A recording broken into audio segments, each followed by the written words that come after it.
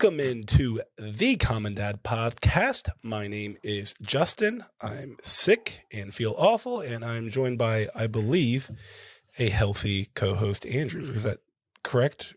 Sober. That's a form of healthy. Well, right? That is, so they say, I guess. Define healthy. I mean, so yeah, I if have you hear kids. So is there ever really from like the birth until they leave the house, is there ever really a healthy stage, or is it just perpetually when they're sleeping and you're not, some form of ailment until they leave? There's a window when they fall asleep and you're not tired, and it's about 20 minutes. And in that's where you're healthy, mentally and physically. And then you get tired. Yeah, but if you're sick, then you're not. You do it again the next day. And usually with kids, it's just one sickness after another, and it's, why are you sick today? Well, Jimmy took a shit and didn't wash his hands, and now I have pink eye. Yeah, and now you have pink eye. Yeah, no, you're pretty much always, you're either getting sick or you're recovering. There's not much difference. So I got the strep. What is the worst? I'm trying not to make weird noises in the microphone here. What's the worst, like, common sickness, like strep throat, sinus infection, common cold? I don't think we can count pink eye. Pink eye doesn't feel very common. What's the other like sinusy, like throat thing you can get? Strep throat, bronchitis. Yeah, I don't know. What's the worst? Would you rather do like a sinus infection or like strep? I don't think any of it matters. I think it's when you bend over to pick something up and you tweak your back in like the just ever so slightest of ways, and then you're just crippled for the next week and a half. That's worse than all strep throats. I have to be conscious of the way I put a sock on, or my back could just be completely destroyed. Yeah. I never thought that I would have to use proper form putting on a sock. Like, oh, don't bend that way or your life could be over for 2 weeks. But I will say the nice thing about the strep is you don't get congested.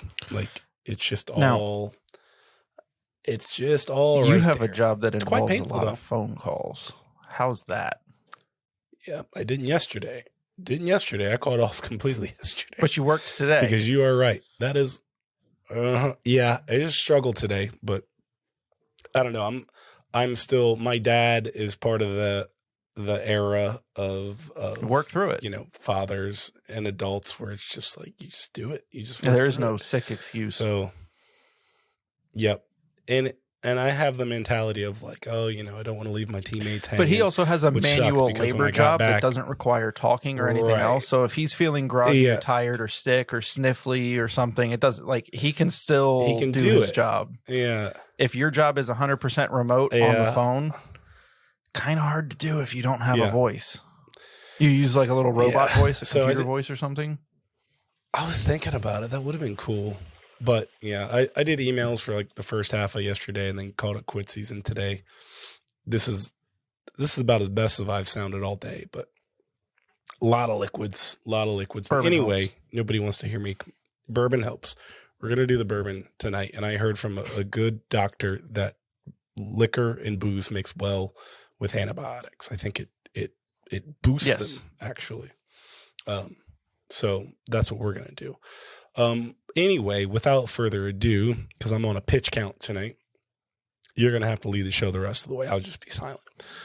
No, we are talking about, it's going to be a quicker show, and I am excited to be here. I just don't sound it. I'm just trying not to yell. Maybe we could do a whisper show. Is that, I feel like that's probably not. That's a segment.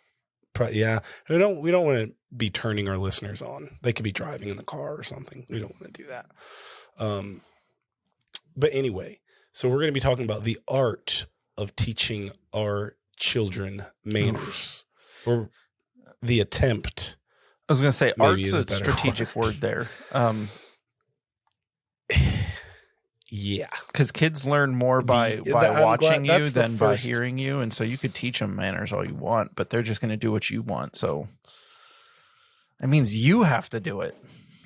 Yeah, So when this topic got brought up, I kind of was thinking about it, and like I don't know, I categorize everything in my head, like I tier things. I don't know why, but I was like, all right, so like my mind, like there's 3 tiers of manners for kids. Like tier 1 is like please and thank you, Mm-hmm. like the most basic of basic things, like.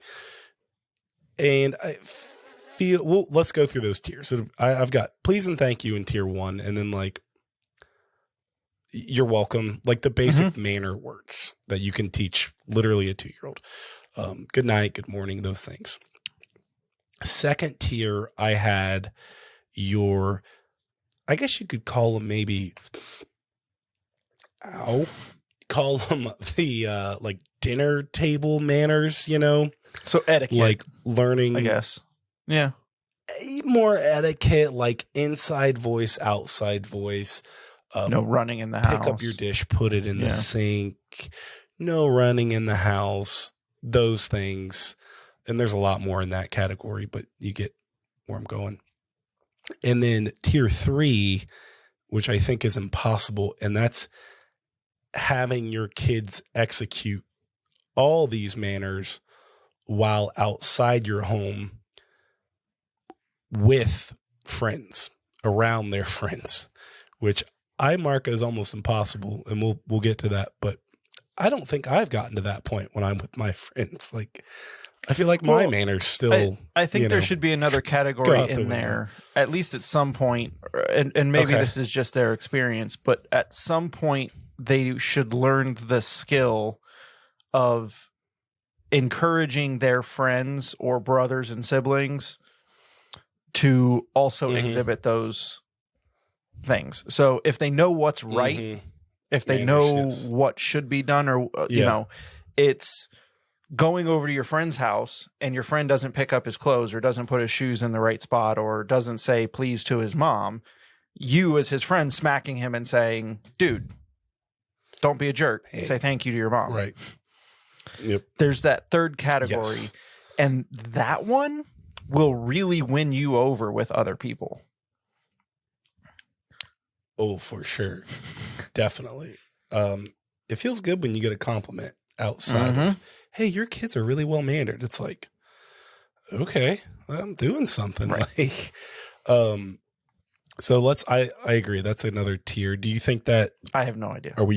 Which tier? Okay. It's just another one. Doesn't matter. All right. So let's go back to tier 1. Doesn't matter. Tier 1, pleases, thank yous, your welcomes, holding the door. We do. I mean, we have boys only, so we do try to encourage opening the doors, closing the doors, helping with things like that, carrying. I mean, mostly it's not necessarily, you know, the chivalry type stuff, like always opening and closing the door and holding the door. We do that, but yes, there's carrying the groceries and carrying other. And honestly, there's a lot of that they pick up from watching me. They watch me open the doors. I'm the first one, you know, when we go out to eat or something, I always go and open. I'm the first one to the door, opening the door and holding it open as everybody walks through. And I'm the last one to go in. Like it's so I start to see my 8-year-old do the same thing. And he's trying to like tell me, go inside. I got the door. And so usually a lot of times in restaurants, you have multiple doors on your way in. So I'll go get the second one then. But they really pick up on a lot of that. They try to open the doors. A lot of times we have like a shoe rack by our door. We don't wear shoes in the house. We'll be, all right, let's go get our shoes on to leave. And my wife and I will walk downstairs, and they have pulled our shoes out from the shoe rack and they've put them out so that we can put them on easier. There's little things like that they learn over time. Now that may seem little to you. I've never seen any kid or child in my life do that. That's an applause. The other thing I would say that we do, you got them cooking for you yet? Not everyone does is yes, mom, and yes, dad. When we tell them to do something, I expect a response, an acknowledgement that you heard me. It's not just okay or go put your toys away and then they walk upstairs and go put their toys away. When I speak, I want you to acknowledge it with yes, mom, yes, dad, something to that effect. When I course correct you and Yes. there's something you did wrong and I tell you, go apologize to your brother. Yes, dad. And then go apologize to your brother. There's always a response when I give a direction. And I think Yes. that really applies later in life. I do a lot of emails. I do a lot of client interaction. I'm in sales. And one thing that I learned very early on was, when I get an email from a client to do something, look into something, they're curious about whatever it is. When I get an email from a client, before I go look into whatever it is they're asking me, I respond to them, hey, got your email. I'll look into this right away and let you know if I have any questions, whatever it is. But I respond to them right away that I've received their message. That way they know that I've received the message and that it's being looked at. Anytime somebody says something to you, there should be a response. And I think teaching them that at a young age is pretty important. And yeah, a 4-year-old and an 8-year-old, they don't understand what I just said about a job. But if I drill it, and it's more like that, doing 100 layups every day, for basketball, shooting 100 free throws every day from the free throw line. If it's a drill and a practice and something that's ingrained into them, that when somebody speaks to them, they look them in the eye and they answer, they're going to do it for the rest of their life because it's a drill. I've done it 100 times a day. I'm going to continue to do it every single day, every single time. When somebody speaks to me, I'm going to look back at them and I'm going to answer them. It's just it's a response to where it's so second nature, where it's the same as somebody says, hey, and you say hi back. It's just, now that's the other part of that is encouraging correct responses. Go clean your room. Yeah, whatever. Like it's yes, mom. Yes, dad. You just earned another room. So you do have to work on the correct responses. It's not just responding, but I think at their age right now, it's really just, we need to hear that you heard us, especially when you're staring at the TV for the last 30 minutes and you haven't blinked and I tell you to do something and you don't respond. Now I know you're not listening to me at all. My oldest hit me the other day with, bruh, I'm doing it. I was like, oh, let me stop you right there. Bruh, you're grounded. Not your bra. Not your bra. Never gonna be your bra. Don't ever call me that again. Why not? That's what the cool kids do. I look like a kid. Like, stop right there. We'll never be bra or, oh gosh, what's the other? Dude. I don't know. There was it was dude, or I was like, you'll never. And some parents think that's a little too serious. Whatever. It's, I'm not going to have my kid call me brah. We're not there. Never will be there. Okay. It's just weird. Not doing that. Call me dad. I agree. Dad. Yeah, whatever. You need to teach kids respect for authority. It's not even you as an adult, but one day they are going to be an employee somewhere. And they're not going to be able to call their boss. Yeah, whatever, bro. I'm doing it. Like, you can't say that to your boss. Right. So don't say it to me. No. I think that's 100% appropriate. And I would caution the parents that don't see that as important, because one day your kid's going to be sitting in front of their boss and they're not going to be used to showing respect with choosing words carefully. We did a podcast and we talked about like the difference between like always having love for your kid but also not them treating you like a friend. Mm-hmm. Like we did that a couple seasons ago, and that's one of those things that's a fine line where it's like, yeah, I don't want my kid to have to walk in the house and, salute me and address me as sir. And, I wouldn't mind it. But there is a certain there is a certain level of respect that you will show me. And sure, you can call your friends bra. That's fine. That's between you guys, but you won't call me bra. Right. And if you do, you've earned yourself another room to clean. Certainly. Something. Each and every a time. Grounding, I found myself a clean, a chore, something. Yeah. Mm-hmm. Something to encourage you not to do that anymore. Can you hear my cough drop in the microphone? Okay, good. Oh, I lost my train of thought. Jeez. Oh no, I had a flashback the other day because every child in the history of children has heard these words. Do you act like that at school? And I hit him with that the other day. He was doing something. I think I told him to go pick something up and said it again, said it again, said it again. And then, of course, they respond, all right, as if I just asked them the first time to do it. And I was like, would you ever speak to your teacher that way? No. Oh, what? Why not? What would happen? I'll get in trouble.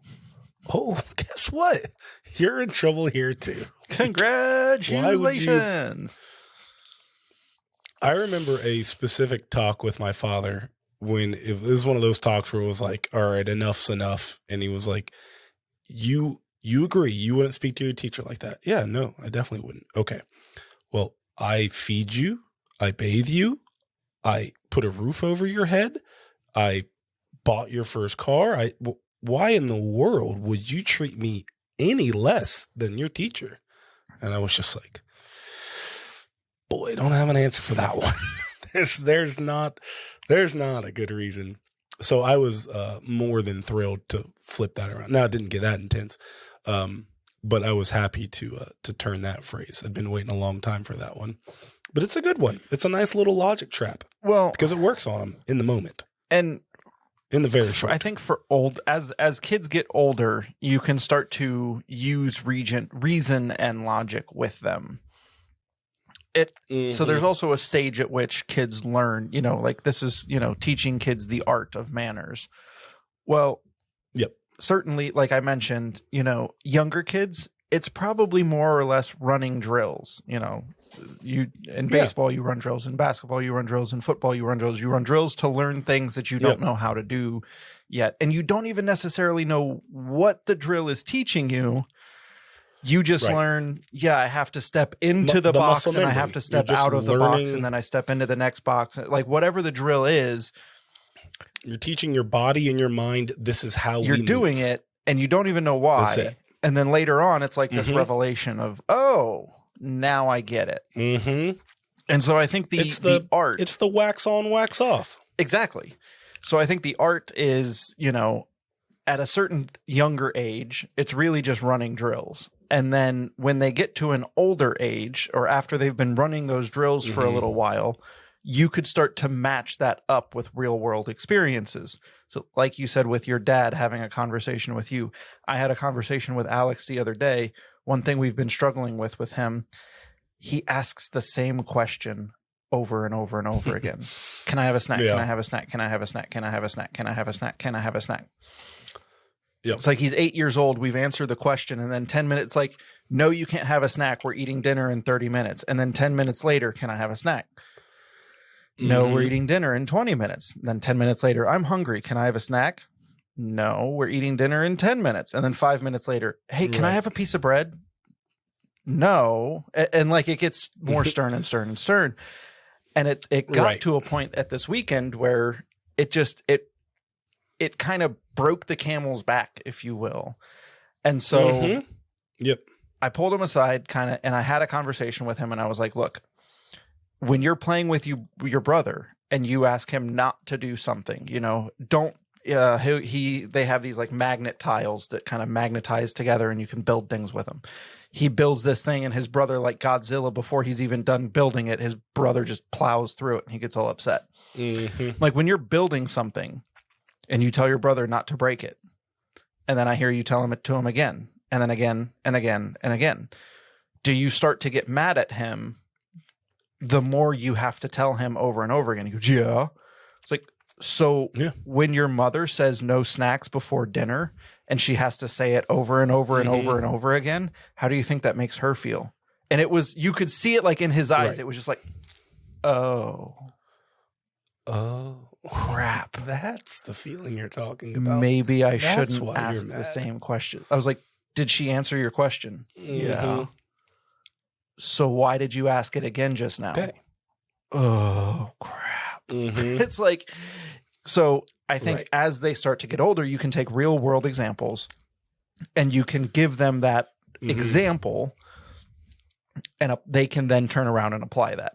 But yeah, so There's an age. I think There's an age, and I yeah. think it's there's different examples for different ages, but I think the foundation is you have to start with the drills, and you have to wax on and wax Mhm. off and paint the fence and sand the floor and do all these different things, and really just start to learn what to do in a situation before you learn the why. And then slowly over time you can start to teach them the why. So I think that's the answer to the final tier. The how do we make sure they're showing these manners once they leave the house, when they're with their friends? You know, they go to the movies and there's no adults around. It's just all the boys, you know, whatever, yucking it up, having a good time, maybe causing a little mischief, whatever. How do I make sure in the midst of all that stupidness, because that's what it is, you know, whatever. When middle school boys go out to the movie, it's just dumbness. How do I make sure my kid is still stopping for a moment? Oh, person coming to the door, let me hold the door for you. Because that is hard. But like you said earlier, it is one of those things where I've seen kids do that. And it is like when another parent sees that in another kid, that's like, oh, they're very mature. Right. Those small little things. Like it sets them you apart see that from as the a crowd parent, when the entire and- crowd is being rowdy. Yes. And then there's one kid who's not, and the Mhm. entire crowd walks through the door and throws popcorn on the floor or whatever. And then one kid holds the door open for the Right. mother who's right behind him, and then carries his popcorn bag to the trash, whatever. Like, that mom's going to look at that one and be like, yeah, you're Yeah. a lot more mature than the rest, because clearly you're Right. not being rowdy. You're not trashing the place. You're holding the door for others. Like, Mhm. you're not like the others. You stick out from the others. Right. You see somebody at the grocery store walking out to the car and something falls out of their, you know, buggy or cart. Buggy. You go pick it up real quick. They call it a buggy down in the South. I live don't further know south than why. you do. It's a yeah, but you don't live in the real South. You It's live in amazing Florida, how which is a Florida different is country. not the South. What is it? A cart or is it a It's a buggy? cart. It's a cart. Okay. Well, that's the correct answer. It's a buggy in Georgia, but it's those little things, those pick up. There's a piece of trash on the ground that I didn't see who put it there, but we're walking by it and there's a It's trash the only can right one there. we're a little Scoop it cautious up, with. put it I don't there. want at least at the ages Well, of 4 and 8. I don't yeah. want my kids picking up anything that they find in the parking lot. Picking up Period. trash. Sure. You're not touching anything on the ground. Sure. They reach Yeah. down and they touch so much crap on the ground. It's like, You're right. Yeah. but There's yes, in principle, I'm thinking more like middle school, high school. in principle, you those know. types of manners, hence the topic, those types of things Mhm. of looking out for things that are not your fault or not your responsibility, but taking responsibility for it anyways. But you said the why, and we can't teach our kids the grand why yet, but I think our oldest are getting there. But the why is, well, do you want to be looked at as mature? Do you want to be thought of as respected, or do you want to be respected and thought of as respectful? Do you want to be thought of as trustworthy? All these big things that, quite frankly, come down to pretty small actions. And I don't know if that's something that my dad ever like sat and spoke with me about, but I do feel like it is something I kind of picked up kind of near high school, where it was like, people do see those things. And not that you should do it because people will see it, but a respected person, a trustworthy person, somebody, you know, in general, a good person will do the small things. So it's like, yeah, it's worth doing, because that kind of just shows a small piece of who you are. So it is little. It might seem minuscule at the time, holding a door for somebody at a high school basketball game, but it gets seen and you're more respected for it. And that's, I'm not saying do it for status, because that's silly, but No, and it's just a good thing I don't to do, think and people doing it recognize it. strictly for the purposes of somebody's watching, so I should do this. Right. You should be doing Just that do it. whether they're watching or not. So I'd caution against doing Right. it for the purposes of, you know, the respect of other people. Yeah. You don't want to do it only because other Yeah. people will see you as mature if you do it. You should be Right. doing it You because do it to show respect to others. exactly. You're doing it And in because you turn- respect others and the area, and whether it's your Mhm. home, having a clean and Yep. put together home and all the toys are put away. Yeah. And you want your, Yep. you know, when your friends come over, you want your room to look the cleanest and the best and the most organized and all these different things. You're doing it for your own self-esteem. And because you Right. respect the environment or the people in your presence, not in order to gain their respect. I think something Right. along those lines. Yes, I agree. Something like that. Well, that's all I got. That's all I got in Throat's my about to head, give and that's out. all. It's hurting. I'm out of cough drops too, the numbing ones, and I don't want to start making mucusy noises into the microphone. Well, if we missed anything, or if anybody has anything to add, of course, let us know. You can go to YouTube, find us there. We are on Instagram, we are on Facebook, and we are definitely not on Twitter because we're dads and we simply don't belong there. But you can find us at any of those other spots. Thank you so much for listening. Don't forget to like, comment, follow, and we will see you next time.